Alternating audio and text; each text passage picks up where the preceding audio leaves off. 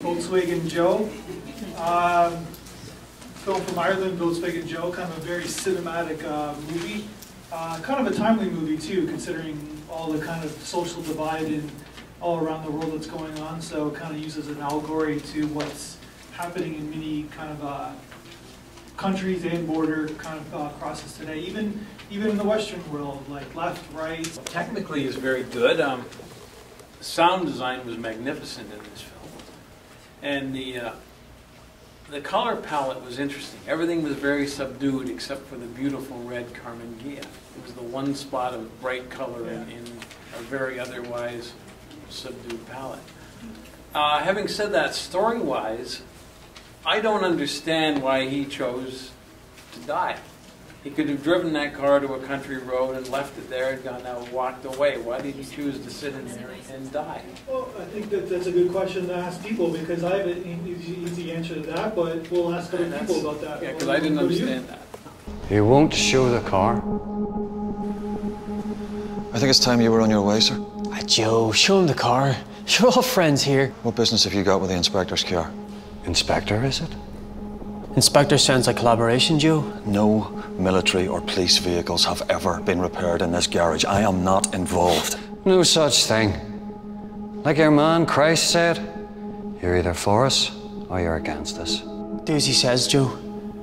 They'll take hostages, your man, your sister. Forget hostages. I'll shoot you if I have to. There's no need for that now, come on. Joe knows where his loyalties is, don't you, Joe? Well, he would have been killed in a very much more painful way, and probably his whole family and lots of other consequences. He had to take himself out of the picture. I had a bit of a different interpretation. I think that he was so tied to his cars and his work that I think that he would have been unable to accept this kind of debt for the car. I think he decided to go with it. And maybe that's not, ignoring the politics of it, but that's the idea that I got from it. Also, I mean, he and his friend represented two sides. That like there was a polarity there, and each one was trying to convince the other to come to the other side. And facing off as they did, who knows where that friend went after that? Perhaps he would have left the movement that he was with after watching his friend take pretty well the bullet for him. But I think also that I was wondering the same thing. Why did he choose to die? And in something like that, I think it's more like the more subtle message for me was that when you have that kind of conflict, there is no easy answer. There's no walking away. You're confronted with it, and you can't walk down the middle. He was trying to walk down the middle. It wasn't successful for him, and we can't do that in life. Yeah, that's the time of this. We have to choose something. We have to choose a side, unfortunately. One thing I really liked about the film was like the sound and like the lighting. It was all very good and it added to the story. But then I also really liked like the music when he was driving the car away, and then almost like a car chase. And the music, it wasn't like, it was suspenseful, but it wasn't dark. It sounded more like he was, driving. To me, it sounded like more like hero music. I don't know, like he was, and the reason that he stayed in the car and that he didn't get out was because he was trying to save the people, and the music sounded heroic.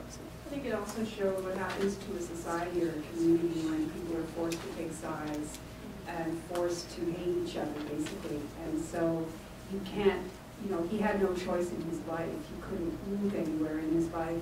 Neither could the woman. She had to move to America to make anything of her life. And everybody else was caught in these very rigid pigeonholes or roles in their community, and there's kind of no room for evolving. I just found it interesting that man said about at the front, I think, about the red car being so bright and how all that glitters is not gold. I mean, that was the most fabulous car within the entire region, but it was the most deadly object in the entire movie. Yeah. And everything else was rather mundane and everything, but held most of the love, most of the positivity and everything else. I found that really interesting as well. I think it was a nice end to it, because he kind of, the whole time during the movie, he was just kind of like very subdued and didn't really have a choice as to what was happening around him. Even when he was driving up to that guy, like he was just kind of like letting people kind of punch at him. And then when he got that like contract, they told him that they didn't need him anymore. And I think towards the end when they used the hero music and it was like he was taking he was taking charge of his life finally, and kind of saying screw you to everyone, and he'll be the hero of his own story, and he makes his own choices as opposed to people telling him this is take this side or take that side. He took his own individual side and just kind of like said screw to everyone. First of all, I'd have to say this is probably the best movie here, and it was very, very well done, very well acted. The storyline is really, really good. Now, and poor Joe, though, I didn't think he had to take his life. That was a bad decision. He had a lot to live for. He had the love interest, had his mother, somebody had to take care of her. She's in a home, but probably somebody's got to pay for that. That's probably him. So I think he kind of left in a sad state. You know, he left the world, and he could have done something, you know, make a decision, maybe even go to America himself. But he made the wrong decision, in my opinion. Never have to do that. Okay. You can also argue that, you know, it's a noble death. It's a very noble death. And if you're going to die, that's a good way to die in a lot of ways. I know that's sort of... Go ahead. In the film, he mentioned that he could fix any car. So right away you could see that this man was, he was very involved with procreation rather than destruction. And he also had an unconditional relationship with the cars, where they didn't change over time, where the people did, and he couldn't understand why. Two sides just divided out of one. And like everybody said, he didn't want to take sides, but he also wanted to prove a point that, you know, enough is enough. Where he kind of, you know, he went straight. He didn't, you know, get consumed by the evil or the good, because there's no such thing when there's conflict. Yeah, exactly. Yeah. So that's what I was like jumping on too. He was trying to make a point